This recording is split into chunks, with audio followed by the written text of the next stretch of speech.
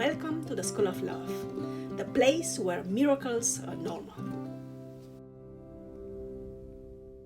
Hello and welcome to the School of Love, the place where we learn practical tools based on scientific research and our own experiences towards improving ourselves, living life to its fullest, and contributing to the best of our abilities to the world around us. I'm Dr. Maria Grajdian, and I'm a professor of media studies at Hiroshima University. In my free time, I'm doing my best to guide you in building up a life of contentment, joy, and fulfillment while applying lessons learned in school to overcome the difficulties, challenges, and insecurities of the real world. Today's video focuses on the skillfully designed and highly merchandised figure of the otokoyaku, that is, female impersonators of male roles in Takarazuka Revue, a hugely popular musical theater in Japan, which celebrated its centennial in 2014.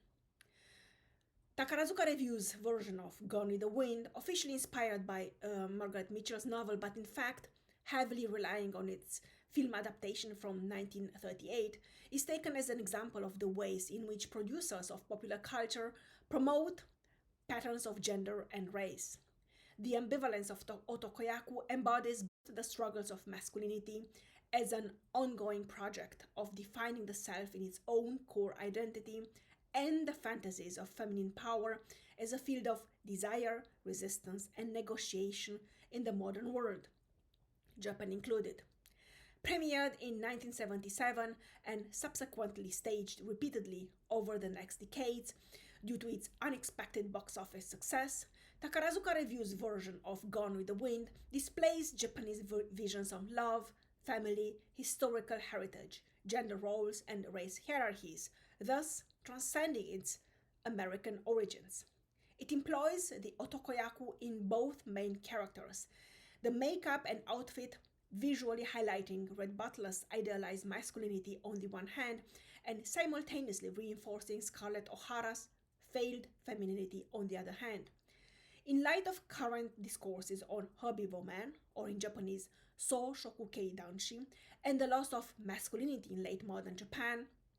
Takarazuka Revue's version of Gone with the Wind from 2013 is critically observed in the pursuit of 4 answers to the question whether otokoyaku's highly stylized stature is a symbol for or a symptom of the process of a fading white obsession and the emergence of a masculinity of self-sufficiency occurring currently worldwide. But now, first things first, that is to disclaimers, to very important disclaimers. The first disclaimer serves to strongly emphasize the fact that this YouTube channel, The School of Love, is not part of my educational and research activities at Hiroshima University. It is nonetheless part of my privilege, joy, and sense of duty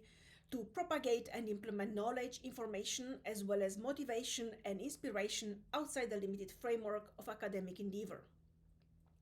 Together, we can build up a better tomorrow for as many of us as possible. The second disclaimer relates to the fact that I am a trained musician and musicologist, not a psychologist, therapist, or counselor. The ideas I am sharing in my videos reflect my deep-going preoccupation with life, my own life and other people's lives, and express the results of my experiences, research, and, for better or for worse, my failures, and my recovery from those failures, recovery which is still ongoing.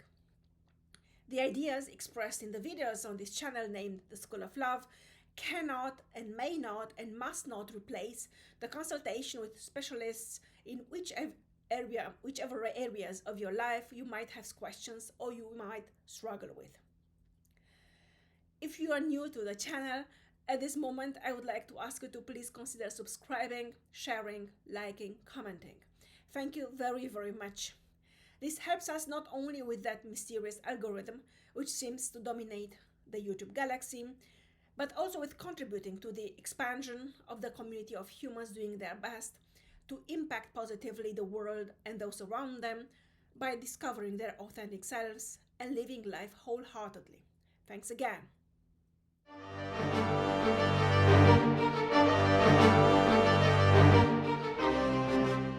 The Takarazuka Revue was founded in 1914 by Kobayashi Chizo, one of the most significant entrepreneurs in pre-war Japan.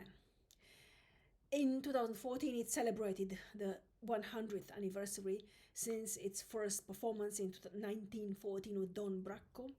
based on the famous folk tale of Momotaro, the boy born from a peach in Japanese folklore.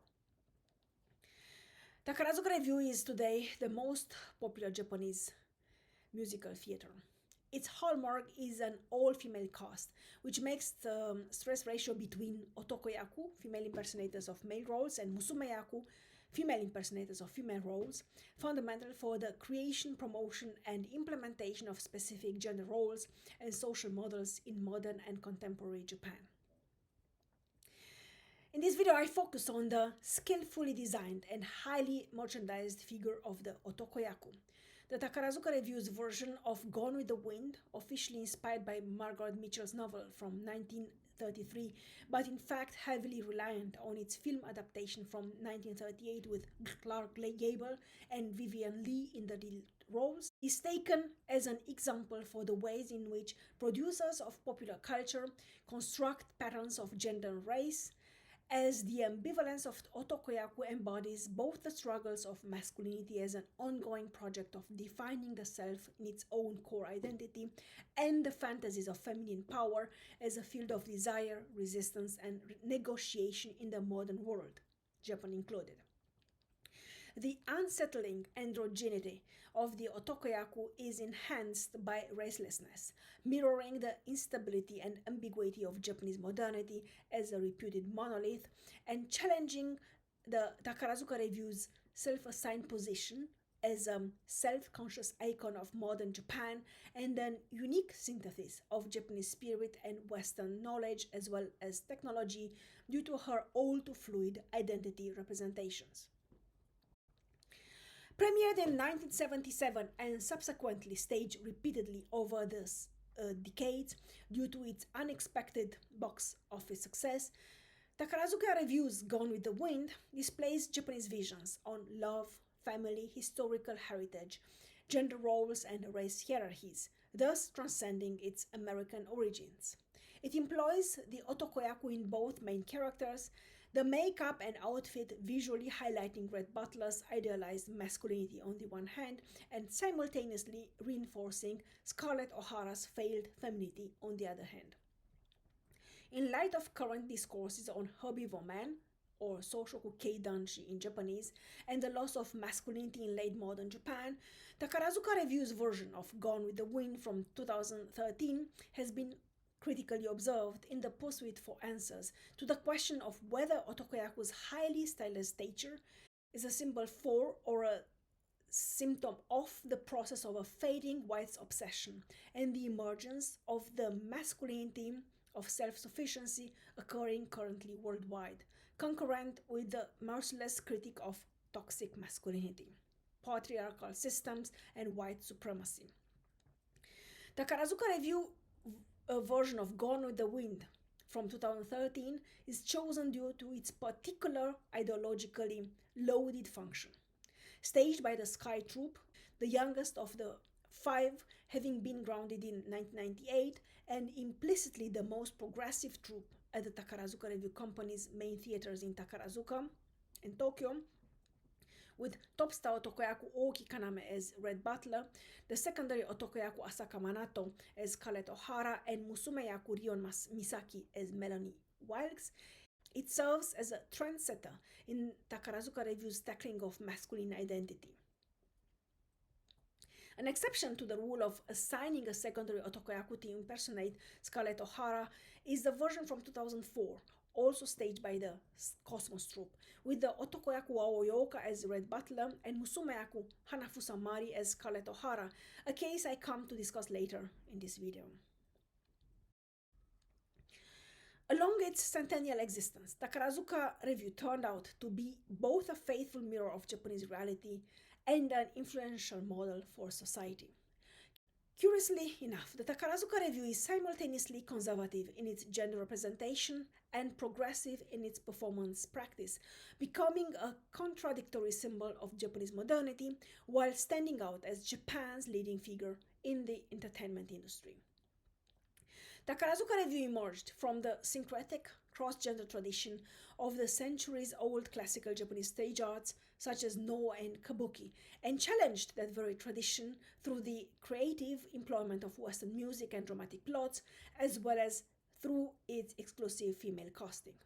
This new theatrical art reconstructs in a specific way asymmetric interactions between identity and alterity, model and copy, history and geography, obtrusively displayed in sparkling tunes, fairy tale-like sceneries, and gorgeous costumes. The last 49 years since the world premiere of the blockbuster The Rose of Versailles in 1974 have witnessed an unexpected tendency in Takarazuka Revue's public appearance, visible both in the lavishness of its performances and in the intensified commercialization of the increasingly androgynous otokoyaku figures. In this video, I take into account the multiple layers of Takarazuka Revue's administration and self-orchestration, such as performance politics, the economic supervision of brand-related consumption, the social culture management of actresses and fandom, which includes fans and fan communities, as well as the performances themselves. My sources consist of extensive archive research of Japanese documents and interviews with Japanese producers, as well as Japanese and Western consumers. A major focus of the video is an in-depth literature review of the emerging field of men's studies and its hermeneutic application to the critical phenomenon of Takarazuka Revue's otokoyaku. It is both a curious inquiry into the ambiguous, often underlying the suspicion of double standards, issue of the role and position of men and masculinity or masculinities in late modernity, and a theoretically grounded analysis of the challenges, contradictions, and limitations that the concept of man and masculinity are facing in present-day Japan. For clarity, I have divided the video into three main parts. Firstly, I focus on the social cultural context of Japanese masculinity as staged by Takarazuka Revue in its self-advertised position as an icon of modern Japan, with its female impersonators of male roles as symbols of masculinity and pioneers of social change. This is embedded within the elaboration of my position as a Western researcher during my fieldwork over the past 10 years in this area, men, masculinities, both Japanese and Western. Secondly, a detailed analysis of Takarazuka Revue's construction of masculinity across the decades is pursued as a critical example of the ways in which producers of popular culture construct and promote intersectional structures and hierarchies in Japan, as well as their perception, processing, and internalization by consumers of those products. Thirdly, Gone with the Wind is hermeneutically analyzed, with a particular focus on the performance staged in 2013. The goal is to illustrate Takarazuka Revue's renegotiation, including its administrators and directors, of masculinity and gender patterns in late modernity within the all too ambiguous and fluid framework of West-Japanese historical exchanges. While it has been repeatedly argued that Takarazuka Revue, a huge institution within the highly corporative entertainment industry in Japan, represents a typical phenomenon of cultural intellectual hybridization which has been occurring since 1868 and dovetails with the prevailing social political agenda by reinforcing aesthetic ideological patterns officially endorsed by the Japanese establishment. This video looks at Takarazuka Revue's public self-advertisement policy as a world of love, in which friendship, hard work, and individual excellence serve the greater ideal of a dynamic community based on compassion, respect, and trust among its members, the supreme goals of any enlightened society in late modern era.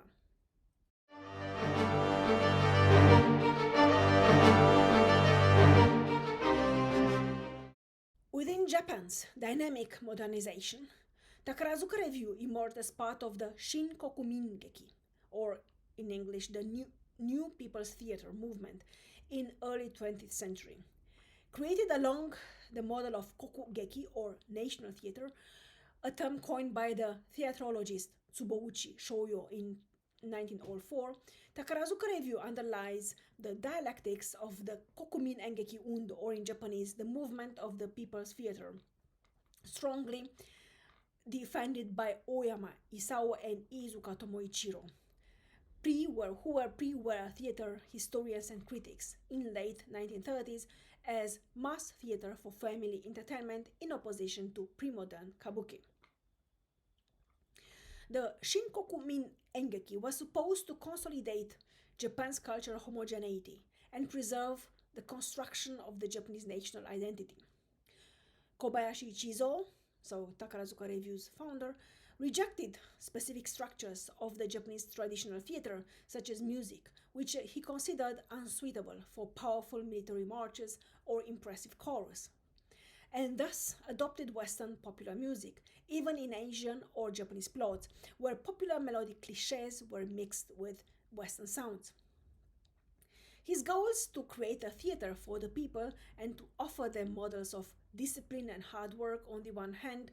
and can be summed up as it follows: entertainment or kairaku, education or kyoyo, and assimilation or doka of the audiences can be attained through manners or girei, social interactions or shako, and friendship or shinma. It is within this complex framework that Takarazuka Revue's performative construction of masculinity and its powerful impact outside of the entertainment industry are to be observed. The theoretical preoccupation with men as a social phenomenon, and roughly half of the world's population, as well as the definition of masculinity in terms of an historical perspective, emerged by late 1970s and early 1980s in Western scholarship as a means to reconsider gender roles and gender positions in light of the established women or gender studies. Its theoretical transfer to Japan as the only non-Western nation that has attained Western standards of civilization within a record time framework since its reopening to the world community in 1868 implies both the geopolitical aspect of Japan's historical development and the social cultural adaptation of this observation. While Japan's fixation with masculinity was a contemporaneous obsession of the 19th and 20th century that intersected with Western preoccupation in both the pre- and post-war periods, particular elements in analyzing patterns of masculinity and masculinities in late modern Japan impose an object-oriented endeavor, so that the specific details of the concrete quotidian reality in the field, in this case Japanese society, do not get lost in the rush of theoretical considerations. There are, in this approach, 6 main reasons for choosing Takarazuka Revue as the topic of illustrating the shape and various layers of the project of masculinity construction in modern Japan. As a mass media phenomenon, Takarazuka Revue has a central historical position in Japanese cultural consumption and is considered a foundation of the Japanese entertainment industry, both ideologically and aesthetically. Takarazuka Revue continues cross-gender stage representation based on the pre-modern tradition of all male stage arts, such as no and kabuki, within a very strict hierarchical and educational system. Taking into account the competitiveness of the Japanese entertainment system, Takarazuka Revue's longevity, next year 110 years since its foundation, is an exceptional phenomenon that warrants further analysis. Takarazuka Revue's ability to both reflect public opinions and to create new trends to be taken over by other mainstream media, television and cinema, animation, comics, video games, social network channels, etc., has been repeatedly noticed by scholars of the interactive changes between producers and consumers of popular culture as an unusual example of how artistic value is the result of a continuous negotiation between these 2 main parameters of the entertainment industry. Takarazuka Revue has been fulfilling a major function in mediating non-Japanese content to Japanese audiences in the vast majority, so let's say 95 to 97% female citizens between 35 and 60 years old belonging to mid and upper middle class, and impacting upon them in their perceived roles as mothers and primary educators, as well as consumers with a huge financial power. and a lot of time. My own preoccupation with Takarazuka Revue as a cultural phenomenon for more than 20 years, accompanied by long-term extensive field work, pursued mainly from a gender feminist perspective and strongly influenced by cultural studies. While observing Takarazuka Revue in its entirety as a mass media form, either obliterating smaller theatrical agencies or heavily influencing their approach to live performances and public advertisement, its version of Gone with the Wind struck me as particularly powerful in its message of the ambiguous construction of masculinity in modern Japan. On a different note, there has been recently a plethora of popular rather than academic publications referring to herbivore men, so-called Soushoku Keidanshi in Japanese, and the loss of masculinity in late modern Japan, particularly over the past 30 years. As will be discussed later on in this video, my question is whether Takarazuka Revue's version of Gone with the Wind from 2013, with a fallible and soft Rhett Butler, while keeping its highly stylized stature, is a symbol of or a symptom for the process of a fading white obsession and the emergence of what I call a masculinity of self-sufficiency occurring currently worldwide. The phrase masculinity of self-sufficiency refers to the widening gap between the expectations and experiences of men and women as a consequence of a growing liberalization of education, workplace, and quotidian activities, with both genders becoming increasingly independent of each other while simultaneously complaining about lack of compatibility, intergender communication, and mutual understanding. Between Rhett Butler, the epitome of classic masculinity, with its sense of endurance and emotional aloofness, as well as efforts to prove one's worth by means of external achievements and validation, and Scarlett O'Hara, the supreme model of feminism avant la lettre, of the self-made woman with her obsessively displayed independence, mental coolness, and self-asserted sexuality, there is the ambivalence of a strong belief in traditional ideals. The otokoyaku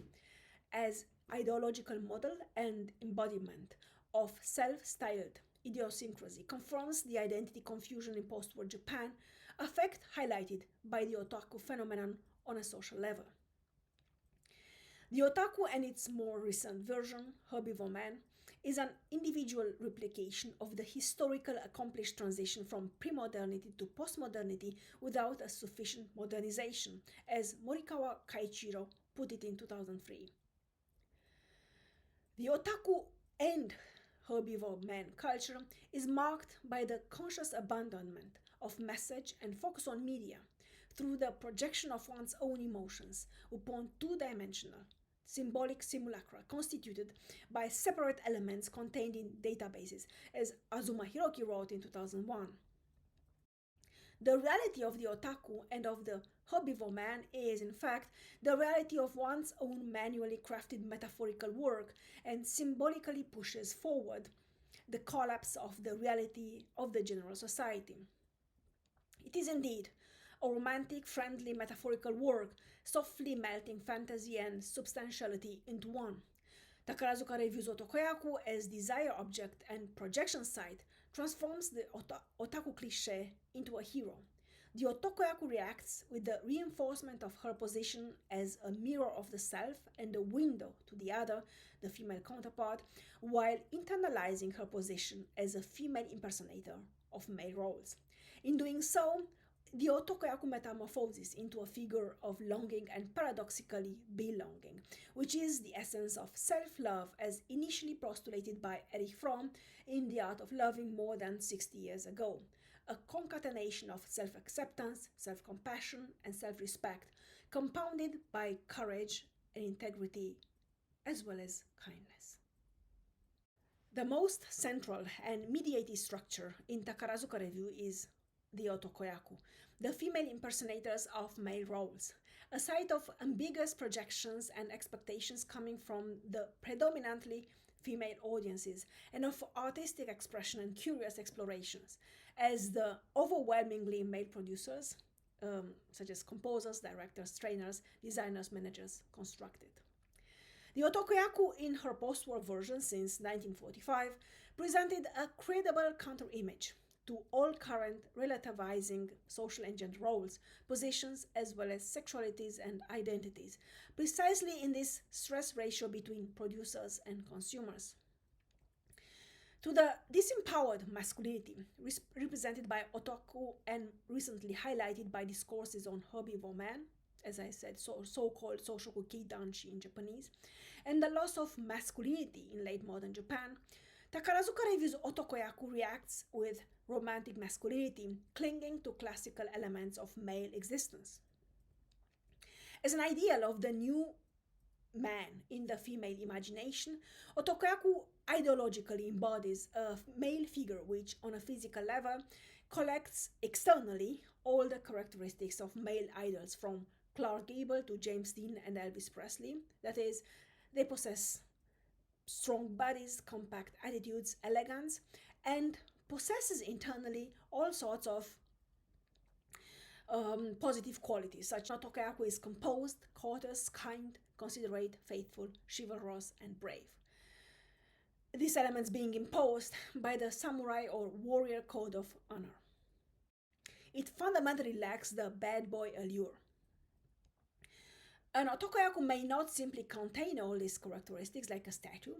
but must also show weakness along the course of her development and must reach the right decision at the right moment, even when this causes pain, according to a centuries-old romantic codex still present in the consciousness of most audiences.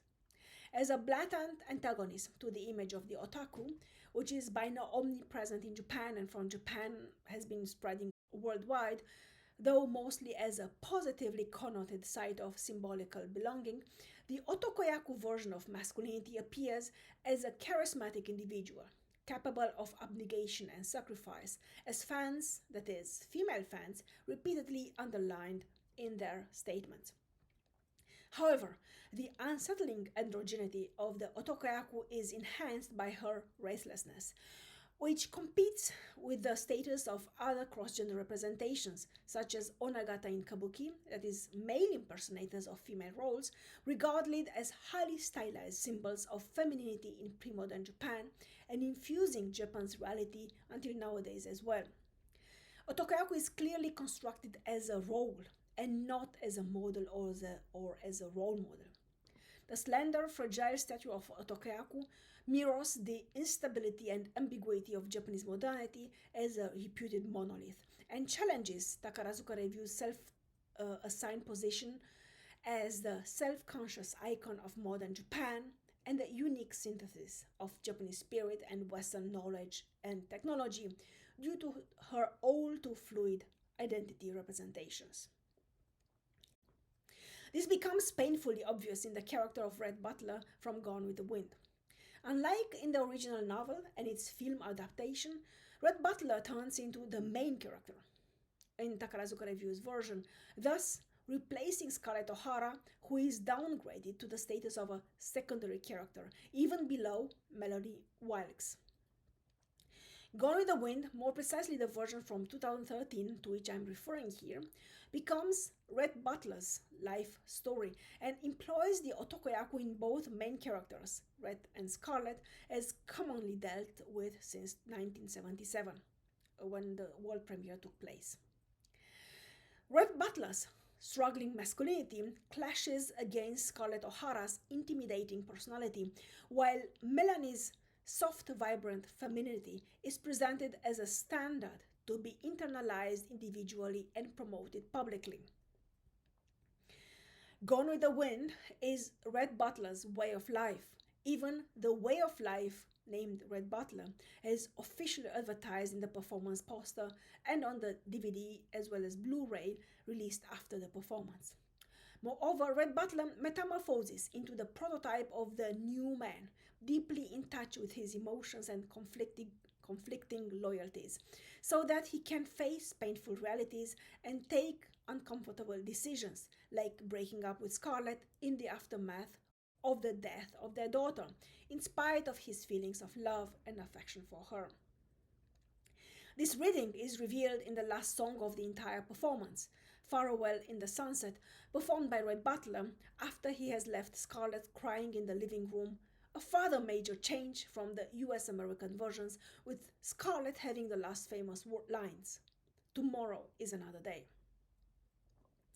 The song and the scene in its entirety contain both feelings of sadness and loss and of hope that she is happier and better off without him. スカーレット、幸せになってくれ。君ならば立ち直れるはずだから。さよならスカーレット。このさよならだけは君の前では言いたくなかった。さよならだけは。さよならは別れの言葉と知るだけに、さよならは悲しい言葉と知るだけに、さよならは言わずに別れたい。すべてが終わり、ただ一人振り向きもせず旅に立つ。さよなら、さよなら、さよならは言う前の中で。さよなら、さよなら、さよならは言う前の中で。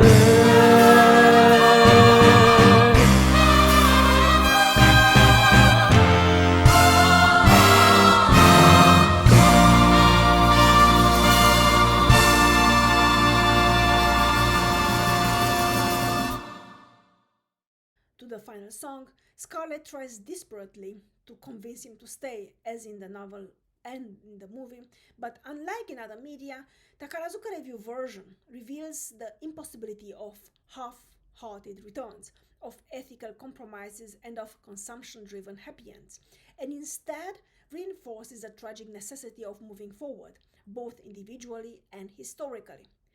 Classical rules of behavior and identification are no longer valid, and new existential standards require the inevitable flexibility to mentally handle the hardships and to emotionally overcome the challenges.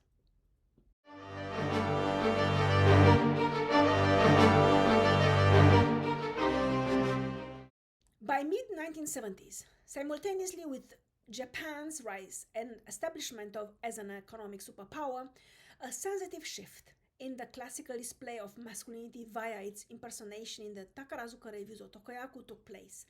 particularly since Oscar François de Gergey from The Rose of Versailles, which world premiered in 1974. On the one hand, there is a sensible softening of male ideals, inaugurated by Hans Axel von Fersen. There is Marie Antoinette's lover from The Rose of Versailles and his inability to save his pride as well as his lover from the storms of history and of destiny.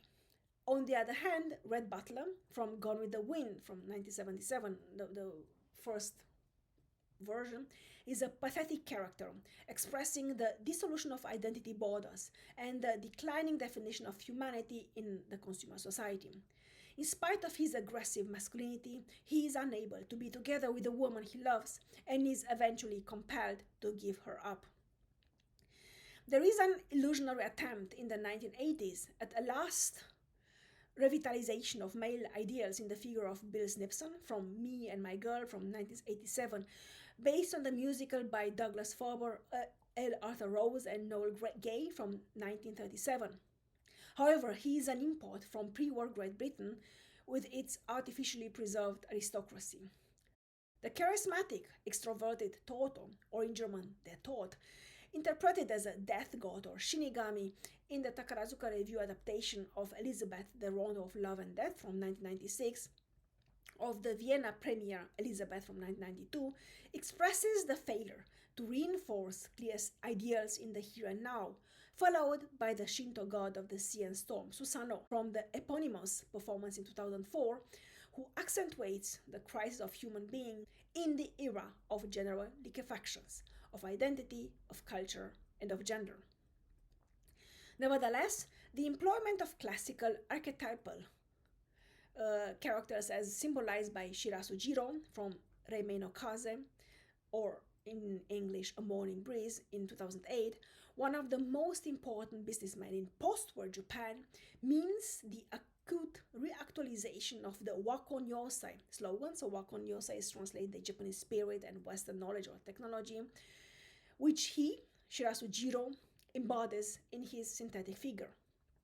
Though educated at famous schools in England, Shirasu Jiro bears his soul for Japan's welfare and defies Douglas MacArthur with the words, "Japan has lost the war, but that does not mean Japan has been enslaved." Shirasu Jiro dashes like a morning breeze through the turbulent 20th century, firmly determined to devote himself entirely to Japan's post-war reconstruction and to restoration of its sovereignty. Contrastingly, also starting with Oscar from The Rose of Versailles, there is the gradual empowerment of female figures impersonated by otokoyaku and not by musumeyaku as had been traditionally pre-assigned. Performed by an otokoyaku, Oscar herself is a girl raised and educated as a boy in order to inherit and protect the family's name and wealth. Oscar's failure to define his or her own identity in the tumult of history is continued by Scarlett O'Hara, symbolizing the strong, self-made woman of modernity and her overwhelming energy which erases prejudices, contradictions, and obstacles. Scarlett O'Hara is a crucial moment in the Takarazuka Revue's endeavors to define gender and identity. She struggles for the continuity of family and history, but her struggle itself is a negation of traditionally transmitted family and history. Her inner misconception transforms Scarlett O'Hara into a tragic figure, unable to attain her ideals and breaking down under their weight, while desperately clinging to the ideology of tomorrow, albeit said tomorrow, which would deliver later on the foundation for Western feminist pragmatics. Compounded by Scarlett's impetuous drive to constantly move forward and her greed for bigger and flashier outcomes, this mentality of avoiding failure and overcoming difficulties at any cost, instead of possibly leaning back and reflecting upon one's role in the tumult of history and destiny, is what turns her, in Takarazuka Revue's representation of masculinized femininity, into a classical symbol of meaningless struggles, while missing out on one's core humanity. Her song, When Tomorrow Comes, summarizes this message and simultaneously offers the solution to a healthier relationship with the self, both individually and as part of a greater whole.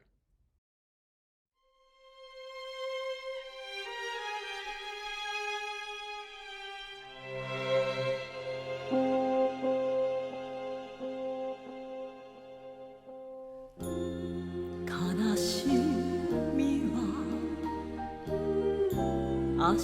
にしよう涙をこらえ泣くのはよそう人のように別れはあれどこの世には明日がある夜が来れば朝は近い冬が来れば春は近い明日になれば明日になれば月は沈み日は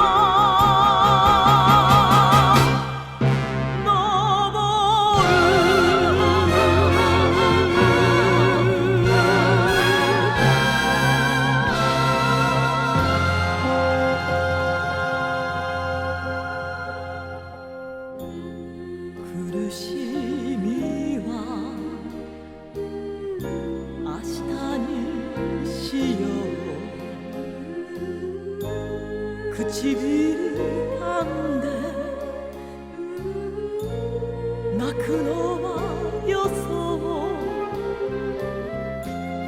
人のように嘆きはあれどこの世には明日が夜が来れば朝は近い冬が来れば春は近い明日になれば明日になれば月は沈み日は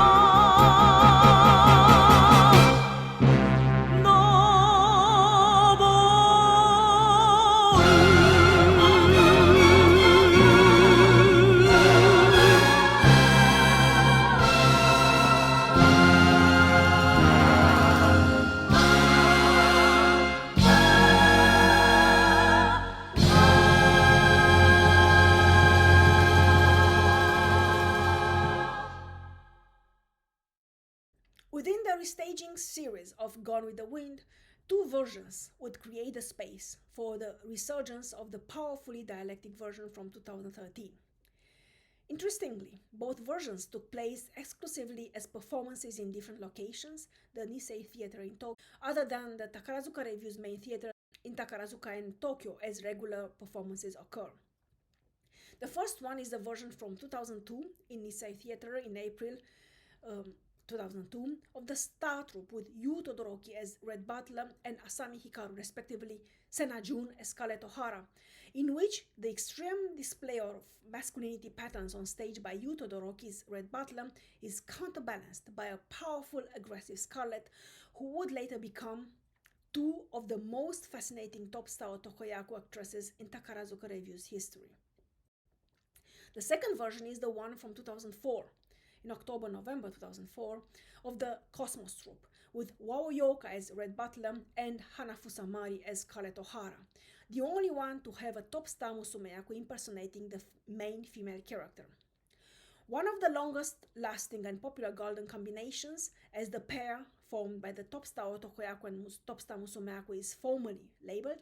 provided the one composed by Wao Yoka and Hanafusa Mari provided a warmer and more empathetic Scarlett-Rhett couple, in which relying on each other and cooperating with each other replaced the competition and struggle for power between the two main characters, competitiveness and the effort for domination being two major elements in the classical interpretation of the Rhett-Scarlett duo, in the novel, the movie, as well as in all theatrical representations.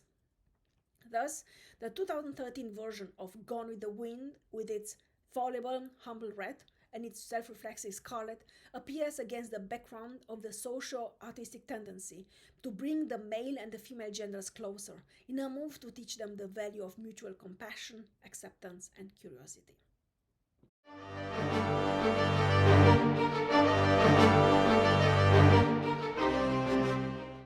It has been argued that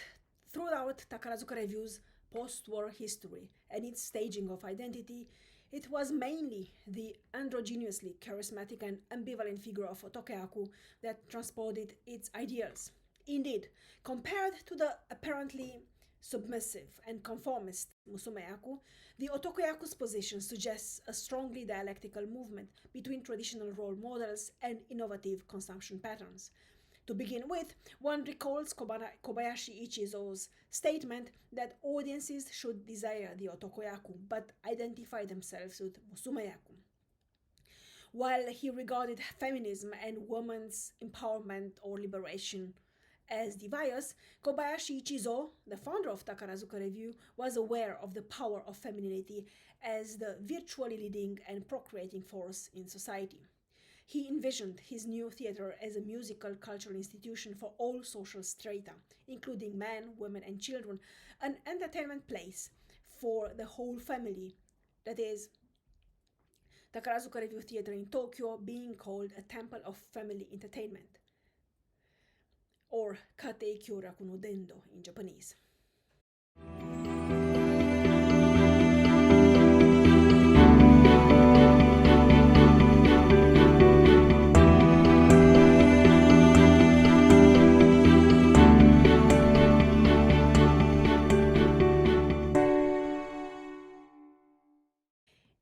horrifyingly enough,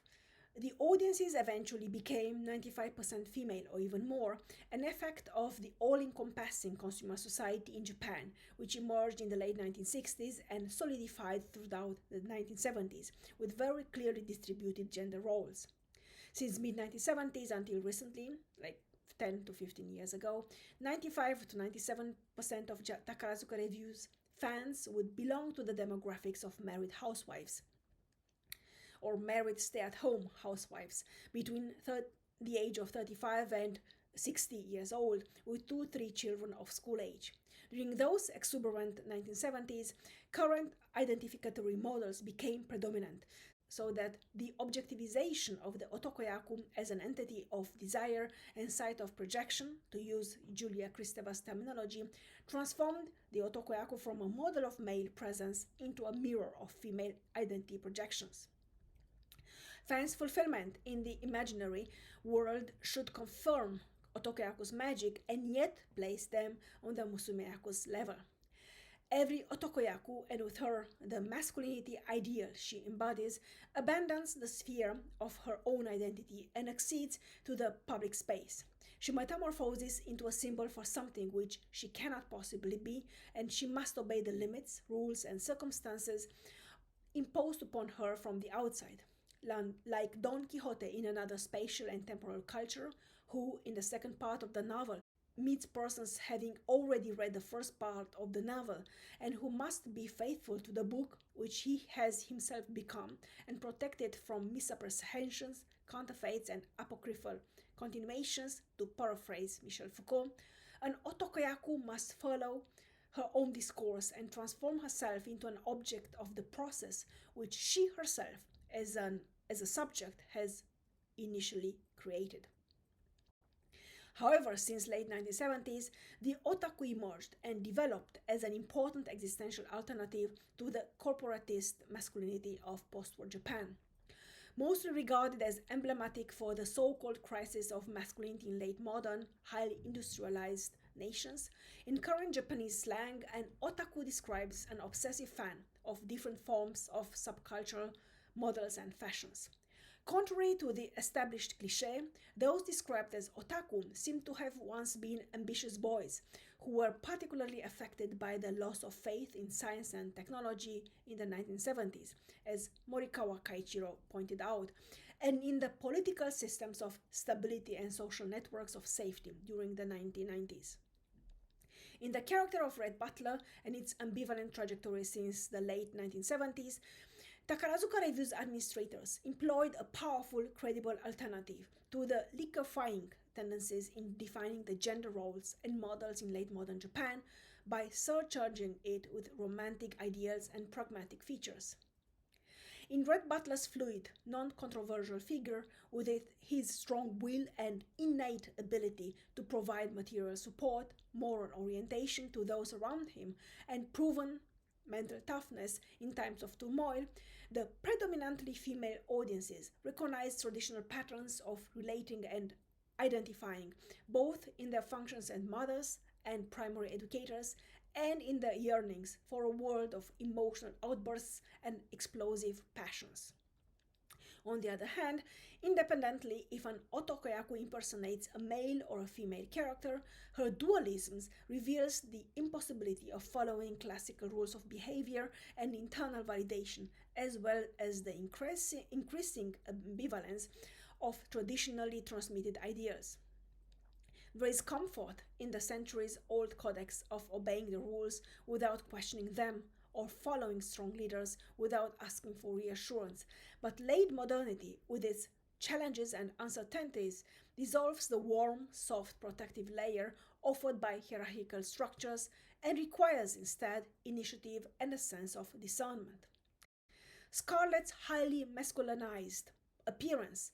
represents highly contradictory alternatives to the ongoing project of reinventing the gender roles and modeling them according to patterns established once again in recent years. More than being a stable entity for the silent majority to follow, Rhett Butler's character in Takarazuka Revue's version from 2013 suggests rather a shadow adaptation to the expectations and pressures of that very silent majority he was once supposed or chosen to lead. On the background of other roles performed by Oki Kaname while being top star Otokoyaku of the Cosmos troupe between 2012 and 2015, such as Gustav III of Sweden in Oath of the Midnight Sun in 2014, Edmond Dantes in The Count of Monte Cristo in 2013, Fersen in The Rose of Versailles in 2012,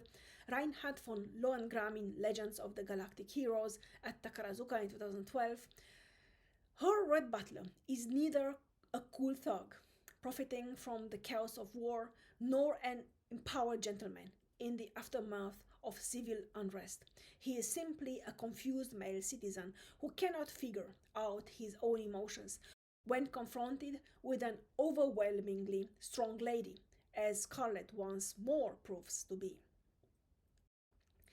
Classical femininity, with its qualities of warmth, patience, and softness, disappear in Scarlett's despair and reckless resolution to overcome all difficulties by herself. Correspondingly, Rhett loses both his masculine appeal and raison d'etre and must submit to the flow of time. In constructing this type of disempowered masculinity, Takarazuka Revue reflects for once the prevailing tendencies in Japanese society and suggests simultaneously new pathways to follow in the character of a slightly emotional, less cerebral Rhett Butler. Still masculine in his opposition to Scarlett, he is complementary to her dialectical femininity in light of social pressures and interhuman challenges, and finds the strength to walk away when his dignity requires it. In doing so, Rhett Butler leaves the arena of a submissive adaptation to historical upheavals and enters the sphere of self-reflexive acknowledgement that awareness is fundamental in defining masculinity, as it is emotional maturity and intellectual depth. The long way Rhett Butler has left behind as an epitome of progressive masculinity, from Margaret Mitchell's novel through Victor Fleming's movie, reaches in the latest Takarazuka Revue's version of Gone with the Wind an important stage, with compassion, kindness, and self-respect as fundamental elements of his gender identity. That would be from me for today. It was a long, but I hope insightful presentation. Thank you for joining me today. Thank you for listening to me today, and I'm looking forward to welcoming you very soon again here. Love and peace to you all.